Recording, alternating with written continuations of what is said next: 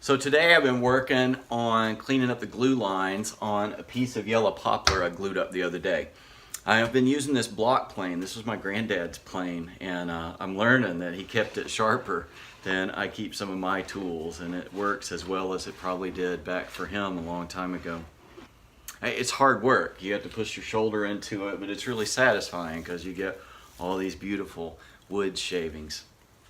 I was thinking about hard work today and reminded me of this gal in the Bible, in the book of Acts, in the New Testament, the part that's explicitly about Jesus. In Acts chapter 16, Paul and some others are making their journey, these missionary journeys, and they come to a city called Philippi.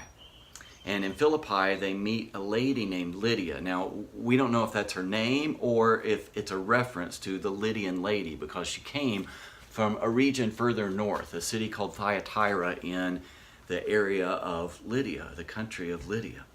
And in Lydia, there was this seashell that you could use to make a purple dye, and it was pretty expensive. It was a really good commodity. And this lady, Lydia, who we're pretty sure is either widowed or single, so single woman from the city of Thyatira, uses this seashell to make a dye and to make purple cloth and sell the cloth, and she moves from country to country, and she shows up there in Philippi, one of the first Europeans that we meet, and it's a single lady.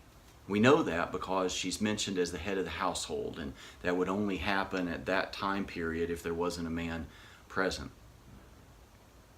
Single lady has moved country to country to sell her product in a more lucrative market there in Philippi, and she's wealthy, she's been good at it, she's worked hard, and when she hears the gospel, when she's redeemed, she responds and she uses her wealth to be hospitable, to bring people into her home. And it's in her home there that we're pretty sure is where the church of Philippi gets its start. And later there's a letter written from Paul to them. We call it the book of Philippians. It's also in your New Testament, a little further past the book of Acts, all because of Lydia, the lady from Lydia, who was a single woman working hard.